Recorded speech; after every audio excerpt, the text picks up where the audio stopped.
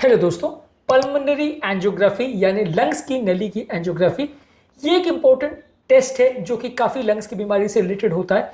ये क्या क्या बीमारियों में किया जाता है, क्या ऐसा तरह का प्रोसीजर है, क्या इसके बेनिफिट्स है, क्या इसके रिस्क है और क्या क्या इससे हमें पता चलता है और फाइनली इसके क्या ऑल्टरनेटिव्स है, ये सारी चीज़ों पर आज हम बात करेंगे। आज का टॉपिक है पल्मोनरी एंजियोग्राफी पर एक डिटेल ओवरव्यू।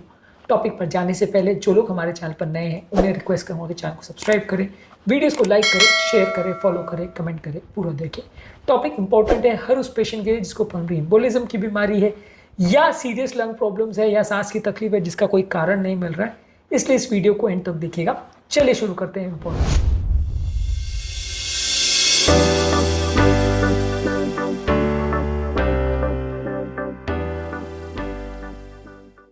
सबसे पहले इसके इंडिकेशंस पर बात करेंगे।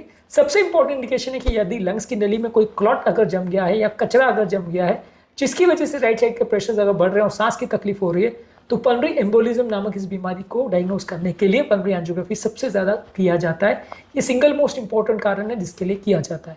इसके अलावा पल्मोनरी आर्टेरियो वीनस मैलफॉर्मेशंस यानी कि कोई ऐसे कनेक्शंस जिसमें आर्टरी और वेन में डायरेक्ट कनेक्शन हो गया, ब्लड बिना फिल्टर के डायरेक्ट आर्टरी से वेन में चला जा रहा है जिसकी वजह से डिसैचुरेशन हो रहा है बॉडी में। इस बीमारी को डायग्नोज करने के लिए पल्मोनरी एंजियोग्राफी कई बार किया जाता है। ये एक जन्मजात विकृति है जो कई बार लोगों के ऑक्सीजन सैचुरेशन को कम कर सकती है।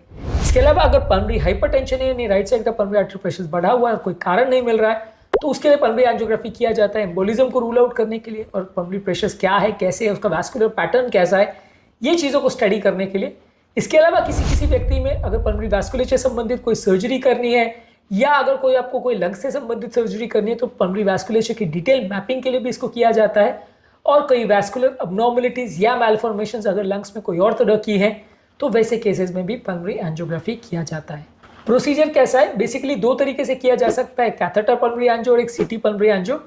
सीटी पल्मोनरी एंजियो जो हम करते हैं वो सिंपल सीटी स्कैन जैसा है। इसमें हाई डोज कॉन्ट्रास्ट हम बॉडी में इंजेक्ट करते हैं नसों द्वारा और नलियों की डिटेल फोटोग्राफ इसमें आ जाती है कि इसमें व्यक्ति को कोई ब्लॉकेज वगैरह है या नहीं, वो सारे पता चल जाते हैं। ज़्यादातर केस में हम सीटी पल्मोनरी एंजियो ही करते हैं क्योंकि ये ज़्यादा कन्वीनियंट है और उसकी डायग्नोसिस काफ़ी रिलायबल है, उतनी ज़्यादा इनकन्वीनियंट भी नहीं है, तो ज़्यादातर केस में हम इसी को प्रेफर करते हैं। रेगुलर कैथेटर एंजियो में पल्मोनरी नलियों में यानी लंग्स की नलियों में कैथेटर ले जाया जाता है और वहाँ कॉन्ट्रास्ट इंजेक्ट किया जाता है जिससे वहाँ की फोटो आ जाती है और इसके बेसिस पे ट्रीटमेंट डिसाइड होता है। ये ज़्यादातर हॉस्पिटल एडमिशन के द्वारा किया जाता है और इसमें पेशेंट को 1-2 दिन हॉस्पिटल में रखना पड़ता है, तो ये थोड़ा सा इनकन्वीनियंट है, इसलिए ज़्यादातर केस में आजकल इसको नहीं करते हैं, ज़्यादातर सीटी एंजियो को ही प्रीफर करते हैं। पर इस बारे में आज एक बार डिटेल में डिस्कशन कर लेते हैं कि ये किस तरीके का प्रोसीजर है जब हॉस्पिटल में एडमिट किया जाता है। बेसिकली इसमें पेशेंट का एक प्रिपरेशन किया जाता है जहाँ कुछ घंटे पेशेंट को खाली पेट रखने को बोला जाता है।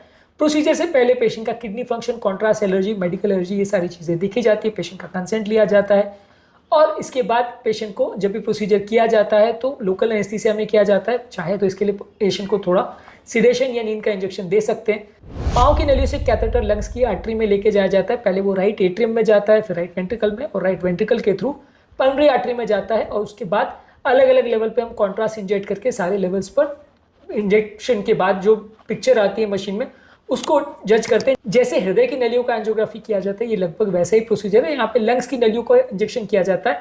इसमें कॉन्ट्रास्ट वॉल्यूम ज़्यादा यूज़ होता है क्योंकि हृदय की नलियों की एंजियोग्राफी में on an average 20-25 ml use होता है, जबकि यहाँ पे लगभग 50 से 100 ml कॉन्ट्रास्ट है, उससे ज़्यादा भी कई बार यूज़ हो सकता है। और कंपेरेटिवली सीटी एंजियो और इसमें अगर हम कंपेरेटिव एनालिसिस करें तो ज़्यादा एडवांटेज है सीटी एंजियो में क्योंकि लगभग कॉन्ट्रास्ट उतना ही लग जाता है और लगभग इमेजिंग पिक्चर की क्वालिटी में बहुत ज़्यादा डिफरेंस नहीं है और इसमें कंपेरेटिवली पेशेंट को भी ज़्यादा कन्वीनियंट रहता है, इसलिए ज़्यादातर सीटी एंजियो प्रेफर करते हैं। हृदय की नलियों में थोड़ा सा डिफरेंट है क्योंकि हृदय की नलियों में रेगुलर एंजियो में कॉन्ट्रास्ट कम लगता है, रिपोर्ट्स की रिलायबिलिटी थोड़ी ज़्यादा रहती है, इसलिए वहाँ पे रेगुलर एंजियो को कई बार प्रेफर करते हैं। हालांकि हृदय की नलियों में कब कैथेटर एंजियो और कब सीटी एंजियो को यूज़ करते हैं वो हमने अलग वीडियोज़ में डिस्कस किया है, पर पल्मोनरी एंजियो में ज़्यादातर सीटी को प्रेफर करने का रीज़न ये है कि कॉन्ट्रास्ट में बहुत ज़्यादा डिफरेंस नहीं है और रिपोर्ट की क्वालिटी में बहुत ज़्यादा डिफरेंस नहीं है। यहाँ पे हम कैथेटर एंजियो जब करते हैं तो अलग अलग नलियों में कैथेटर ले जाके वहाँ कॉन्ट्रास्ट इंजेक्ट करते हैं और मशीन पर जो फोटो आ जाती है, एक एक्सरे जैसी मशीन होती है, उस पर मशीन में रिकॉर्ड कर लेते हैं और उसके बाद वो एक्सेस साइड पे से जो कैथेटर है उसको निकाल देते हैं। जो पंचर हमने किया था उसको निकाल दिया जाता है और उसके बाद 1-2 दिन पेशेंट को हॉस्पिटल में रखा जाता है, ज़्यादा पानी लेने को बोला जाता है, उसकी किडनी के फंक्शंस को चेक किया जाता है और ज़्यादातर 24 से 48 घंटे में पेशेंट को डिस्चार्ज कर दिया जाता है। मोस्टली ये कई बार आउट पेशेंट प्रोसीजर जैसा भी कर सकते हैं, कुछ घंटे में डिस्चार्ज करें वैसा भी कर सकते हैं, मैक्सिमम इस तरह के केसेस में 24 से 48 घंटे पेशेंट को रखा जा सकता है हॉस्पिटल में।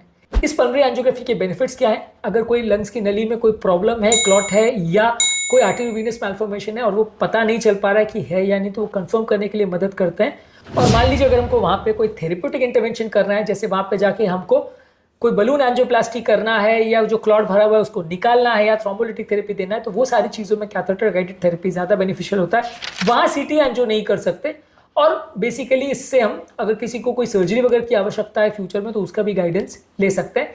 सीटी एंजियोग्राफी या रेगुलर एंजियोग्राफी दोनों में कॉन्ट्रास्ट रिएक्शन का सिग्निफिकेंट रिस्क होता है। कॉन्ट्रास्ट से कई बार लोग को एलर्जी हो सकती है, बहुत ज़्यादा मात्रा में कॉन्ट्रास्ट यूज हो सकता है तो उससे किडनी में डैमेज हो सकता है।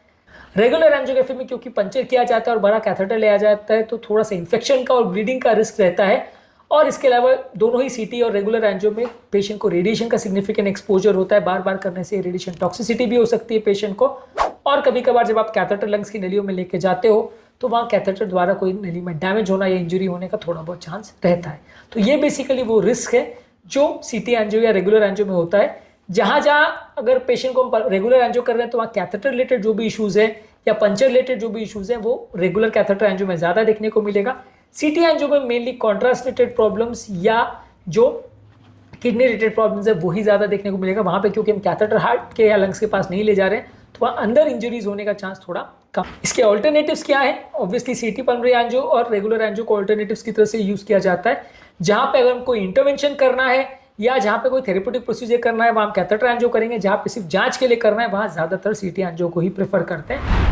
इसके अलावा एक वेंटिलेशन परफ्यूजन स्कैन किया जाता है, जहाँ पे कॉन्ट्रास्ट पेशेंट टॉलरेट नहीं करेगा। वहाँ पे पल्मोनरी एम्बोलिज्म है, यानी इसलिए अलग अलग एरिया में कितना वेंटिलेशन और कितना परफ्यूजन है, इसका एनालिसिस करने के लिए इसको यूज़ करते हैं। हालांकि बहुत कम जगह पे आजकल ये यूज़ होता है, क्योंकि थोड़ा सा कॉम्प्लिकेटेड है और काफ़ी कॉस्टली भी है, इसलिए ज़्यादातर इसको यूज़ नहीं करते हैं आजकल। सीटी एंजियोग्राफी को ही ज़्यादातर यूज़ करते हैं, पर जहाँ सीटी नहीं यूज़ कर सकते वहाँ इसका प्रयोग किया जा सकता है। इसके अलावा इकोकार्डियोग्राफी द्वारा आपको एक बेसिक असेसमेंट मिल जाएगा, जहाँ राइट साइड के अगर चेंबर्स डायलेटेड है, राइट साइड का प्रेशर ज़्यादा है या वहाँ पे कोई क्लॉट है, तो वो सारी चीज़ें आप इको में पकड़ सकते हो, जिसमें आपको एंजियोग्राफी की ज़रूरत है या नहीं वो डिसाइड हो जाएगा। इसके अलावा एमआर एंजियोग्राफी भी करते हैं, जिसमें नॉन आयोडीनेटेड कॉन्ट्रास्ट यूज़ करते हैं। तो जो लोग को अगर ऑलरेडी किडनी का डैमेज है और जो लोग आयोडीन से अगर जिनको एलर्जी है, वहाँ पे एमआर एंजियोग्राफी को प्रेफर करते हैं। हालांकि इसकी इमेज क्वालिटी उतनी ज़्यादा अच्छी नहीं है, इतनी रिलायबिलिटी नहीं, उतना ईजी एक्सेस नहीं है, इसलिए ज़्यादातर सीटी एंजियो को ही प्रेफर करते हैं। पर एमआर एंजियो का एज एन ऑल्टरनेटिव यूज़ कर सकते हैं, जहाँ रेडिएशन का या कॉन्ट्रास्ट का या आयोडीन का इशू है। तो बेसिकली आज के टॉपिक में हमने बात करी पल्मोनरी एंजियोग्राफी क्या है, क्यों है, कब करते हैं, उसके क्या फ़ायदे और नुकसान है, क्या रिस्क है, क्या इसके ऑल्टरनेटिव्स हैं, इन सारी चीज़ों पर हमने बात करी। इसके अलावा अलग अलग टॉपिक्स में हमने पल्मोनरी एम्बोलिज्म पर बात करी है, पल्मोनरी हाइपरटेंशन पर बात करी। ये सारे टॉपिक्स आप हमारे चैनल पर देख सकते हैं। उम्मीद करूँगा कि आज के टॉपिक में कुछ नया जानने को मिला होगा। टॉपिक एंड करने से पहले जो लोग हमारे चैनल पर नए हैं, उन्हें रिक्वेस्ट करूँगा कि चैनल को सब्सक्राइब करें, वीडियोज़ को लाइक करें, शेयर करें, फॉलो करें, कमेंट करें, पूरा